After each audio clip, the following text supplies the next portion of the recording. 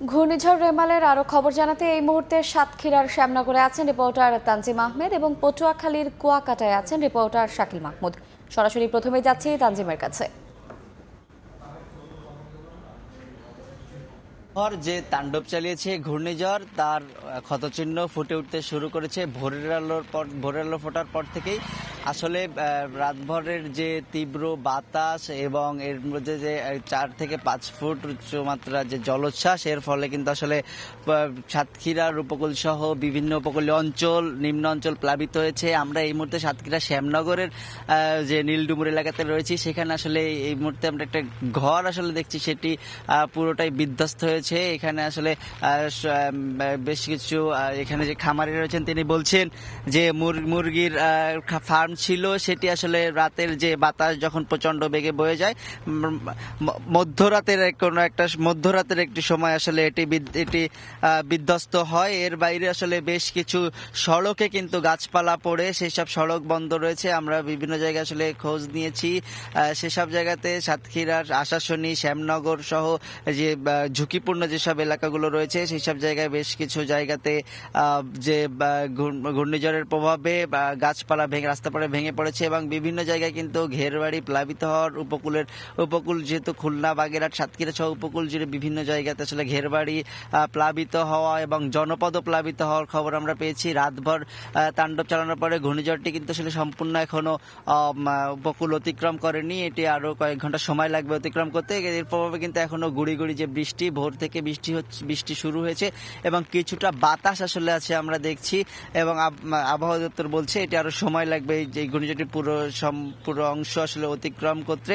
এবং যেহেতু জোয়ারের সময় এটি এর স্থলভাগের মূল কেন্দ্রটি এসে পড়ে, সে কারণে কিন্তু আসলে বেশি মাত্রার যে জলোচ্ছ্বাস, আমরা রাতভর আসলে ছিলাম বিভিন্ন নদীতে, আমরা দেখেছি, কথা ঘুরেছি, আসলে সেখানে অন্তত 4 থেকে 5 ফুট উঁচু মাত্রার জলোচ্ছ্বাস আমরা দেখেছি। এবং আবহাওয়া দপ্তরের পক্ষ থেকে আমাকে জানানো হয়েছে যেহেতু জোয়ারের সময় এবং প্রভাবে কিন্তু সঙ্গত কারণেই পানির চাপ বেশি ছিল, এর একই কারণে কিন্তু সুন্দরবন সহ উপকূলীয় বিভিন্ন জায়গা প্লাবিত হয়েছে। এবং সবচেয়ে বেশি আশঙ্কার কথা যেটি স্থানীয় মানুষ জানিয়েছেন যে যেহেতু ঝুঁকিপূর্ণ বেশ কিছু বেড়িবাঁধ রয়েছে বাগেরহাট, খুলনা, সাতক্ষীরা উপকূলীয় এইসব জেলাতে অন্তত 2000 কিলোমিটার যে বাঁধ রয়েছে, এর মধ্যে 51 কিলোমিটারের মতো আমরা পানি উন্নয়ন বোর্ড সূত্রে যেটি জানতে পেরেছি অধিক ঝুঁকিপূর্ণ অবস্থা ছিল। সেই সব বাঁধগুলো আসলে বিভিন্ন জায়গায় ভেঙে প্লাবিত হয়েছে এবং স্থানীয়রা বলছেন এই যে বাঁধগুলো ভেঙে যাওয়ার কারণে তারা আবারও আসলে বেশ ক্ষয়ক্ষতির সম্মুখীন তাদের হতে হবে। অর্থাৎ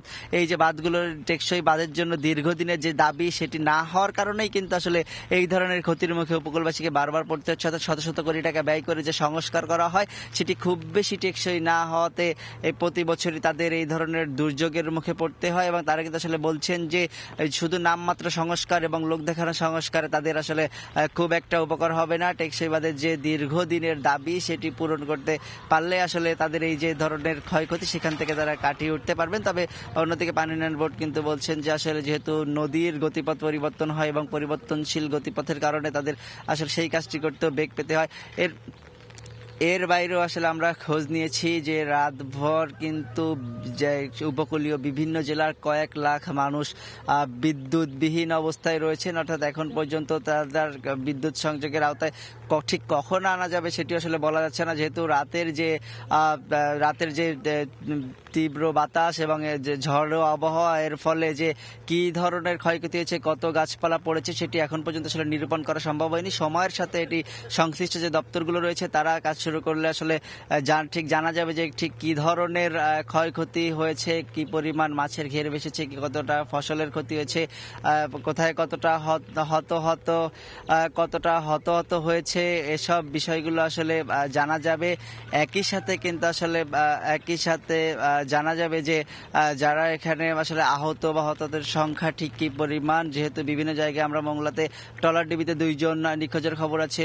সাতক্ষীরার গাবুরা এলাকাতে গত গতকালকে আশ্রয় কেন্দ্রে যাওয়ার সময় আশ্রয় কেন্দ্রে যাওয়ার সময় একজন মারা যাওয়ার খবর রয়েছে। এর বাইরেও যে এসব যে বাঁধগুলো রয়েছে সেই বাঁধগুলো আসলে যেহেতু অরক্ষিত অবস্থায় থাকে, সেই সব জায়গায় আমরা হাজার হাজার মানুষ আসলে এখন পর্যন্ত বিভিন্ন উপকূলীয় এলাকায় তারা কিন্তু পানিবন্দী অবস্থায় রয়েছেন এবং এটি আসলে এক ধরনের ভোগান্তি সৃষ্টি করেছে উপকূলের এইসব জনপদে এবং সময়ের সাথে আসলে বাস্তব অর্থে জানা যাবে ঠিক কী ধরনের ক্ষয়ক্ষতির মধ্যে পড়েছে রাতভর তাণ্ডবের পরে এই সাধারণ যেসব উপকূলবাসী। তো সাতক্ষীরার উপজেলা শ্যামনগর থেকে ঘূর্ণিঝড় আঘাত পরবর্তী যে অবস্থা আমার কাছে এই ছিল সর্বশেষ।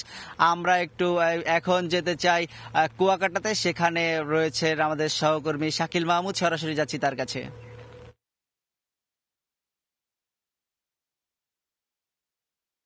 পূর্ণ শক্তি নিয়ে উপকূলীয় অঞ্চলে কিন্তু তাণ্ডব চালিয়েছে ঘূর্ণিঝড় রেমাল এবং গতকাল রাত থেকে একে তো তীব্র বাতাস, তার সাথে বৃষ্টি মিলে উপকূলীয় যে অঞ্চলগুলো আছে তার ঘরবাড়ি থেকে শুরু করে সব কিছু লণ্ডভণ্ড করে দিয়েছে ঘূর্ণিঝড়টি।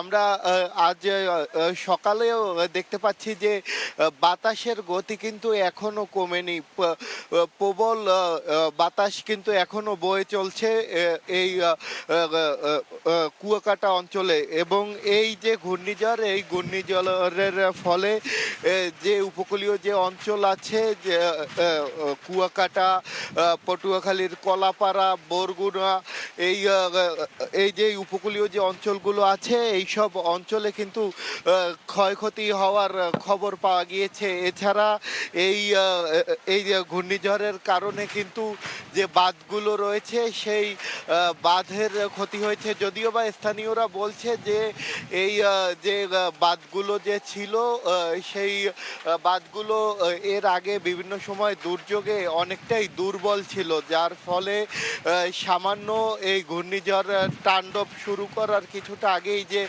পানির যে জোয়ার ছিল সেই জোয়ারে অনেকটাই আসলে এই বাঁধের ক্ষয়ক্ষতি আরো বেশি হয়েছে বলে কিন্তু দাবি করেছে স্থানীয়রা। তবে আমরা যেটা দেখেছি গতকাল সকাল থেকেই কিন্তু প্রশাসনের যারা আছে তারা কিন্তু বিভিন্ন সময় আসলে যারা এই উপকূলের বাসিন্দা আছে তাদেরকে কিন্তু নিরাপদ আশ্রয় কেন্দ্রে যাওয়ার জন্য নানা ধরনের উদ্যোগ গ্রহণ করেছে, মাইকিং করেছে। কিন্তু রাত যত গভীর হয়েছে তারপরে কিন্তু এই উপকূলের যে বাসিন্দারা রয়েছে তারা কিন্তু আশ্রয় কেন্দ্রে গিয়েছে। যখন আসলে ঘূর্ণিঝড়টি তার রূপ দেখানো শুরু করেছে, তাণ্ডব চালানো শুরু করেছে, তারপর কিন্তু এই ঘূর্ণিঝড়টি আসলে তারপরে কিন্তু এই উপকূলের যারা আছে তারা কিন্তু আশ্রয় কেন্দ্রে যেতে শুরু করেছে। এবং আমরা গতকাল রাতে বিভিন্ন আশ্রয় কেন্দ্রে আমরা গিয়েছিলাম, সেখানে গিয়ে দেখেছি যে সব কিছু ফেলে রেখে, নিজের ভিটা মাটি সব কিছু ফেলে রেখে তারা কিন্তু সেই আশ্রয় কেন্দ্রে এসে আশ্রয় নিয়েছে। তাদের সাথে কথা বলেছিলাম, তারা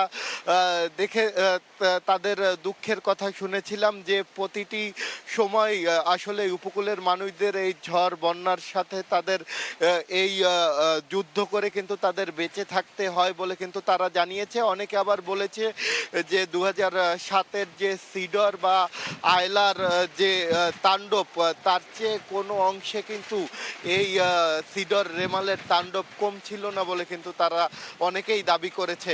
আমরা কথা বলেছিলাম বরিশালের বিভাগীয় কমিশনারের সাথে, তিনি আমাদেরকে যেটা জানিয়েছেন যে প্রায় 4000-এর উপর আসলে আশ্রয় কেন্দ্র প্রস্তুত ছিল এবং প্রতি মুহূর্তেই আসলে রাত যত গভীর হয়েছে ততই উপকূলের বাসিন্দারা কিন্তু এসব আশ্রয় কেন্দ্রে গিয়ে আশ্রয় নিয়েছে বলে কিন্তু তিনি জানিয়েছেন।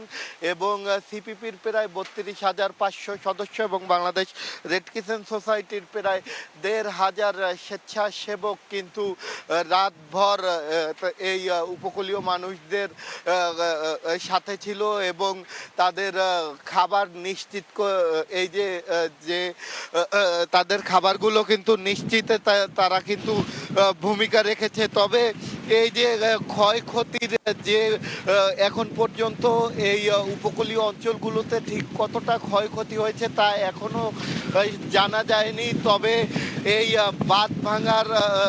বাঁধ ভেঙে পানি ঢোকার কারণে কিন্তু ব্যাপক ক্ষয়ক্ষতি হয়েছে এটুকু নিশ্চিত করে কিন্তু বলাই যায়। তবে অল্প কিছুক্ষণের মধ্যেই হয়তো ক্ষয়ক্ষতির পরিমাণটা আমরা আপনাদেরকে জানাতে পারবো। এই ছিল আমার কাছে থাকা ঘূর্ণিঝড় রেমালের সবশেষ তথ্য। আমরা সরাসরি যুক্ত ছিলাম পটুয়াখালীর কুয়াকাটা এবং তার আগে ছিলাম সাতক্ষীরার শ্যামনগরে।